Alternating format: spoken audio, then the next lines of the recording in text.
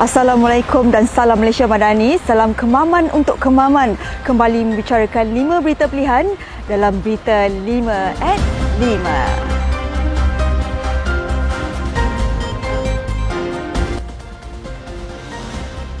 Para pengundi diingatkan agar memilih calon yang tepat dan memberikan peluang kepada calon untuk UMNO dan Barisan Nasional untuk berkhidmat sempena Pilihan Raya Kecil kali ini. Ketua Perangan UMNO bahagian Kuala Terengganu, Osman Endut berkata, pilihan raya kecil ini merupakan ruang dan peluang yang terbaik untuk rakyat memilih calon mereka selepas kemenangan penyandangnya dibatalkan oleh Mahkamah Pilihan Raya.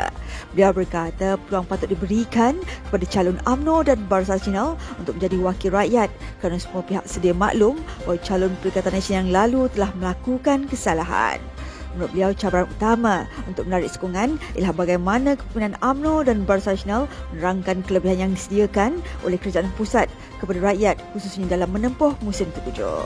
Untuk rekod, pilihan raya kecil ini diadakan selepas Mahkamah Pilihan Raya Terengganu membatalkan kemenangan Cik Alias Hamid yang mewakili PAS setelah pihak pepartition iaitu Wan Muhammad Hisham Wan Abdul Jalil yang membuktikan perbuatan rasuah telah berlaku dengan tujuan mempengaruhi pengundi pada pilihan raya umum ke-15 yang lalu. Calon Barisan Nasional Parlimen Kemaman, Jeneral Besar Tan Sri Raja Fendi Mohamed Noor berkata tujuan utama beliau menawarkan diri pada pilihan raya kecil kali ini adalah untuk memberikan khidmat bakti di kawasan Kemaman. Beliau menyatakan kegagumannya atas kesatuan yang ditunjukkan oleh jentera parti yang bersungguh-sungguh membantu beliau sepanjang pilihan raya kecil berlangsung. Beliau merupakan bekas Panglima Angkatan Tentera Malaysia itu berkata semangat tersebut bukan sahaja ditunjukkan oleh jentera Barisan Nasional, malah rakan-rakan parti yang berada dalam kerajaan perpaduan dengan matlamat meraih kemenangan. Beliau berkata demikian dalam satu sidang media selepas sesi ramah mesra bersama jentera di pusat daerah mengundi Kampung Cabang di sini tengah hari semalam. Menyentuh meningkatkan cuaca hujan lebat yang tidak menentu, beliau berkata ia tidak menjadi halangan baginya untuk bertemu dengan seberapa ramai masyarakat setempat bagi mendapatkan seberapa banyak input permasalahan rakyat ketika berkempen.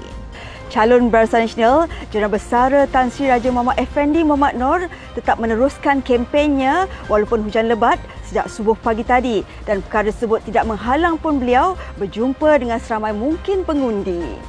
Dalam masa yang sama, beliau turut merasa gembira dengan semangat luar biasa yang ditampilkan jentera-jentera Barisan Nasional dengan Pakatan Harapan yang membantu melancarkan perjalanan kempennya.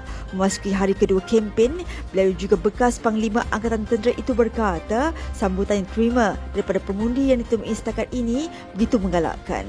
Untuk rekod pada pilihan raya kali ini, sampai 141,790 pengundi layak menunaikan tanggungjawab masing-masing termasuk 387 anggota polis, 9 anggota tentera dan 12 pengundi tidak hadir kerana berada di luar negara.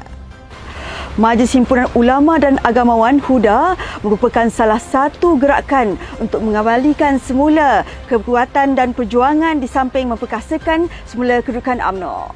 Setiausaha Agung UMNO Datuk Dr. Ashraf Wajid Dusuki berkata sebenarnya tidak ada parti yang mampu untuk membangunkan Islam di tanah air ini kecuali UMNO. Beliau berkata ucapan terima kasih kepada Presiden perlu dizahirkan kerana beliau sendiri yang mencetuskan idea untuk menubuhkan Majlis Ulama dengan satu wawasan bagi mengukuhkan UMNO agar tidak terpisah daripada agenda Islam. Beliau berkata demikian ketika menyampaikan ucapan perasmian penutup sempena HUDA 2023 di Institut Latihan Memperkasa Ummah semalam. Menurut beliau, hakikatnya orang pertama yang mahu meratifikasikan ISET adalah tokoh PPBM yang pada akhirnya dilihat mampu menggoyahkan kedudukan Melayu dan Islam. Terdahulu pada bulan Oktober lepas, Tun Mahathir yang berucap di United Nations General Assembly secara terbuka dan telah memberikan komitmen untuk meratifikasi ISET, Statut Rome serta lain-lain di mana semua ini akan memberi kesan kepada kedudukan Islam secara keseluruhannya.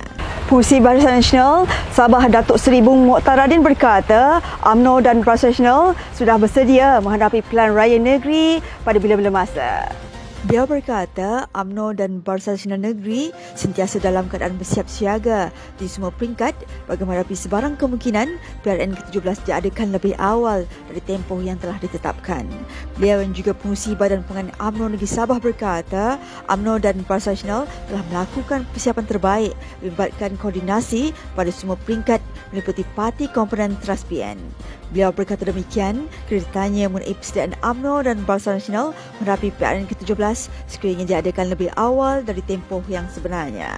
Sebuah akhbar melaporkan Ketua Menteri yang juga Presiden Parti Gabungan Rakyat Sabah, Datuk Seri Panglima Haji Nur telah membayangkan kemungkinan PRN ke-17 diadakan seawal tahun hadapan.